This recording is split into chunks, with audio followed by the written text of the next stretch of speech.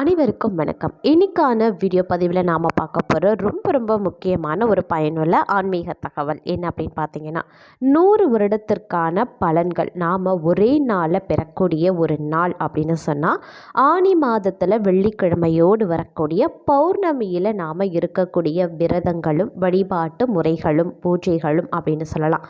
இந்த ஆனி மாதத்தில் வரக்கூடிய பௌர்ணமி அப்படிங்கிறது ஏன் இவ்வளவு சிறப்புக்குரியது அப்படின்னு பார்த்தீங்கன்னா, ஒவ்வொரு மாத பௌர்ணமியும் ஒவ்வொரு குறிப்பிட்ட நட்சத்திரத்தில் தோன்றும். அந்த வகையில் ஆனி மாதம் வரக்கூடிய பௌர்ணமி ஆனி மாதத்தில் வரக்கூடிய மூல நட்சத்திரத்தில் ஏற்படுது.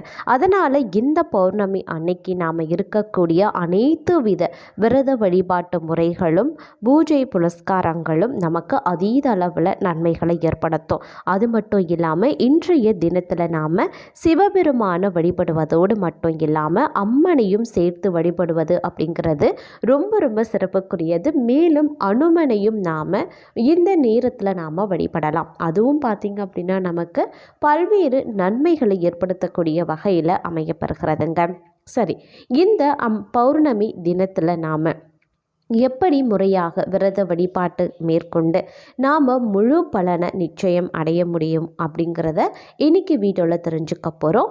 இந்த பதிவு உங்களுக்கு மிக பயனுள்ள விகிதத்தில் இருக்கும். வீடியோக்குள்ளே போகிறதுக்கு முன்னாடி இது வரைக்கும் நீங்கள் நம்ம சேனலை சப்ஸ்கிரைப் பண்ணலைன்னா உடனே சப்ஸ்கிரைப் பண்ணிக்கோங்க. அப்படியே பக்கத்தில் இருக்கக்கூடிய நோட்டிஃபிகேஷனுக்கான பெல் பட்டனையும் ப்ரெஸ் பண்ணிக்கோங்க. சரி நேயர்களே, வாங்க வீடியோக்குள்ளே போகலாம். ஒவ்வொரு மாதத்தில் வரக்கூடிய பௌர்ணமிக்கும் ஒவ்வொரு சிறப்புகள் இருக்குங்க. வைகாசி மாத பௌர்ணமி அன்னைக்கு தான் முருகப்பெருமான் அவதரித்த வைகாசி விசாகம் கொண்டாடப்படுது. ஆனி பௌர்ணமி அன்று கோவில்களுக்கு சென்று புண்ணிய நதிகளில் நீராடி விரதம் இருந்து வழிபடுவது பழக்கமாகவே இருக்கு. ஆனி மாத பௌர்ணமி உத்தராயண காலத்தின் கடைசி பௌர்ணமி அப்படின்னு சொல்லலாம்.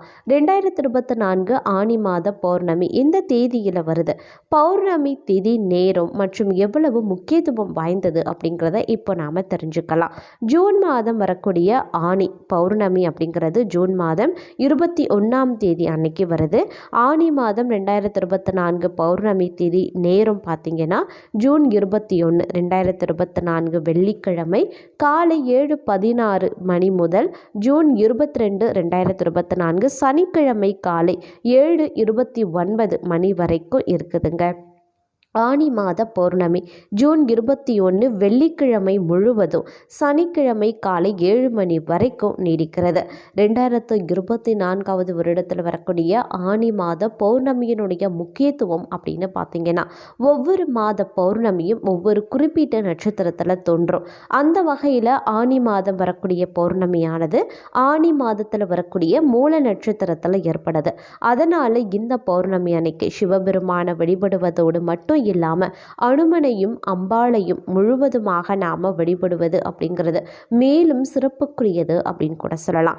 இந்த ஆனி மாத பௌர்ணமி அன்னைக்கு நாம் குறிப்பாக செய்ய வேண்டிய சில விஷயங்கள் என்ன அப்படின்னு பார்த்தீங்கன்னா, இந்த பௌர்ணமி திதி அப்படிங்கிறது வெள்ளிக்கிழமை காலையிலே தொடங்கி சனிக்கிழமை காலையில் முடிவடையுது.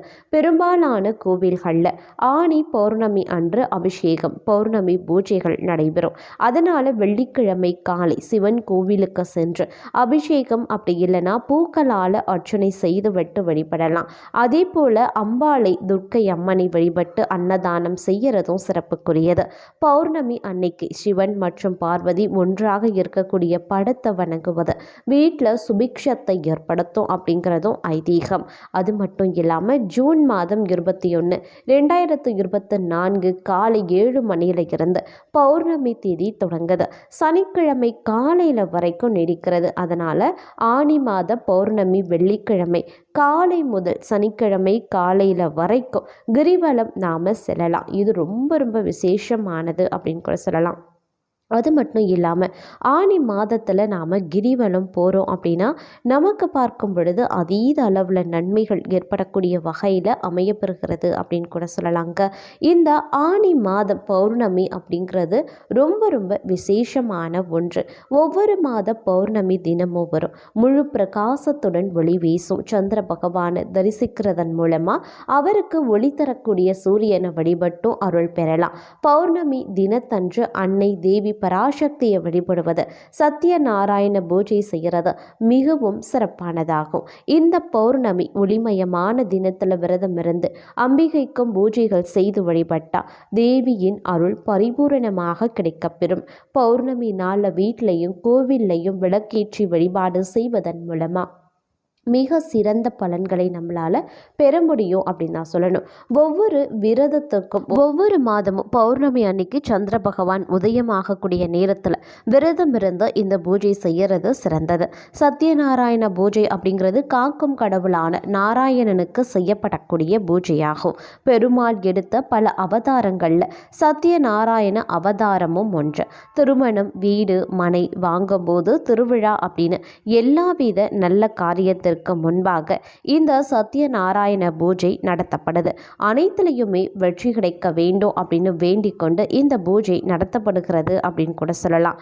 உலகத்தை படைத்த உலக நாயகியான அம்பிகையை பௌர்ணமியில் விரதம் இருந்து வழிபட வாழ்க்கையில் இருக்கக்கூடிய இருள் நீங்கி ஒளிமயமான எதிர்காலம் அமையும் அப்படிங்கிறது நம்பிக்கையாக இருந்து வருது. பௌர்ணமியில் கட்டாயம் விரதம் இருந்து வீட்டில் விளக்கேற்றி வழிபட வேண்டும். இதனால் வாழ்க்கையில் சகல வளங்களும் பெறலாம் அப்படிங்கிறது ஐதீகம்.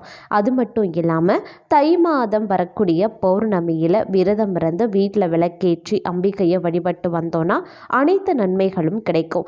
அதே மாதிரி தை மாதத்தில் இருக்கக்கூடிய அதே பௌர்ணமி விரதத்துக்கு எப்படிப்பட்ட பலன்கள் கிடைக்குமோ அதற்கு நிகரான பலன்கள் பார்த்தீங்க அப்படின்னா ஆனி மாதத்தில் இருந்து நாம் வழிபடும் பொழுது அதற்கு நிகரான முழு பலன்கள் நமக்கு கிடைக்கப்பெறும் அப்படிங்கிறதுல எந்தவித சந்தேகமும் கிடையாதுங்க.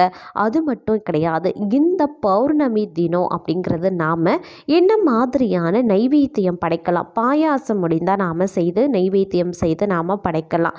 பாயாசம் நைவேத்தியம் படைத்து பௌர்ணமியை வழிபட்டால் ஆயுள் விருத்தி உண்டாகுங்க. அது மட்டும் இல்லாமல் ஆனி மாதத்தில் வரக்கூடிய பௌர்ணமி அப்படிங்கிறது ரொம்ப ரொம்ப சிறப்புக்குரியது அப்படின்னு கூட சொல்லலாம். இந்த பௌர்ணமி தினத்தில் பார்க்கும் பொழுது மாலை நேரம் பார்த்தீங்க அப்படின்னா சரியாக 1 மணி நேரம், அதாவது இந்த 1 மணி நேரம் 7 மணியில் இருந்து 8 மணிக்குள்ளாக இருக்கக்கூடிய இந்த நேரம் பார்த்தீங்க அப்படின்னா நிறைந்த பௌர்ணமி தினம் அப்படின்னு கூட சொல்லலாம். நிறைந்த பௌர்ணமி நேரம். இந்த நேரத்தில் பார்த்தீங்க அப்படின்னா பௌர்ணமி பார்த்தீங்கன்னா முழு பிரகாசத்தோடு முழு ஒளியோடு நம்மளை சந்திர பகவானை நாம் தரிசிக்கக்கூடிய ஒரு அற்புதமான நேரமாக அமைகிறது.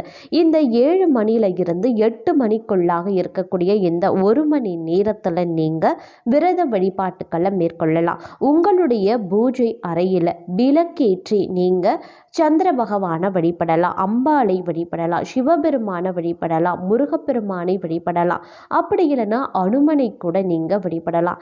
இவ்வாறாக இந்த அனைத்து இறைவனையும் நாம் வழிபடக்கூடிய ஒரு நாள் அப்படின்னு சொன்னால் இந்த பௌர்ணமி நாள் அப்படின்னு சொல்லலாம். இந்த நேரத்தில் நாம் விளக்குகளை ஏற்றி நம்மளுடைய மனதில் இருக்கக்கூடிய அனைத்து வித பிரார்த்தனைகளையும் அந்த விளக்கின் மூலமாக நாம் தெரிவித்து அந்த விளக்கை நாம் சந்திர பகவானுக்கு ஆரத்தி காண்பித்து விட்டு அதை எடுத்து வந்து பூஜை அறையில் வைத்து நாம் பிற பூஜை அறையில் இருக்கக்கூடிய அனைத்து தெய்வங்களுக்கும் வண்ண மலர்களால் சூட்டி நம்ம எப்பொழுதும் போல் நம்ம எப்படி செய்வோமோ அதே மாதிரி வெள்ளிக்கிழமை எப்படி நீங்கள் பொதுவாக படைக்கிறீங்களோ அந்த மாதிரியான வழிபாட்டை மேற்கொள்ளலாம். இந்த 1 மணி நேரத்தில் நீங்கள் ஏற்றக்கூடிய இந்த தீபம் அப்படிங்கிறது ரொம்ப ரொம்ப விசேஷமான ஒன்று. உங்களுக்கு 1000 வருட பலன்களை இந்த ஒரே நாளில் பெற்றுத்தரக்கூடிய ஒரு தீபமாகவும் பலன்களை தரக்கூடிய வகைகள்லையும் அமையப்படுகிறது. அதனால் மறக்காமல் இந்த ஒரு தீபத்தை, அதாவது நீங்கள் வழக்கமாக வீட்டில் எப்படி தீபம் ஏற்றுவீங்களோ அதே மாதிரி தீபம் ஏற்றுங்க. ஆனால் இந்த 1 மணி நேரத்திற்குள்ளாக ஏற்றி வழிபாடு பண்ணுங்க. படத்தில் காட்டியிருக்கவாறு இந்த மாதிரி நீங்கள் தீபம் ஏற்றி வழிபட்டீங்க அப்படின்னா ரொம்ப ரொம்ப விசேஷம். உங்களுக்கு 1000 ஆண்டு வருட பலன்கள் பார்த்தீங்க அப்படின்னா இந்த பௌர்ணமி தினத்தில் ஒரே நாளில் உங்களுக்கு கிடைக்கப்பெறுங்க. இந்த பௌர்ணமி விரதம் அப்படிங்கிறது ரொம்ப ரொம்ப உங்களுக்கு பயனுள்ள விகிதத்தில் இருக்கும். இருக்கும். அது மட்டும் இல்லாமல் முடிந்தால் நீங்கள் இன்றைய தினத்தில், அதாவது பௌர்ணமி தினத்தில் நீங்கள் கண்டிப்பாக ஏதேனும் ஒரு அம்மன் கோவிலுக்கு சென்று அம்மனை வழிபட்டு வாருங்க. அது உங்களுக்கு உங்களுடைய விரத வழிபாட்டு பலன்களையும் அந்த தீப பலனையும் முழுமையடைய செய்யுங்க. இந்த ஆன்மீக தகவல் உங்களுக்கு மிக மிக பயனுள்ள விகிதத்தில் அமைஞ்சிருக்கும் அப்படின்னு நினைக்கிறேன். இந்த பதிவு உங்களுக்கு பிடிச்சிருந்தா லைக் பண்ணுங்கள், ஷேர் பண்ணுங்கள், கமெண்ட் பண்ணுங்கள். இது போன்ற பல பயனுள்ள ஆன்மீக தகவலை நீங்கள் உடனுக்குடன் தெரிஞ்சுக்கணுன்னா நம்ம சேனலை மறக்காமல் சப்ஸ்கிரைப் பண்ணிக்கோங்க.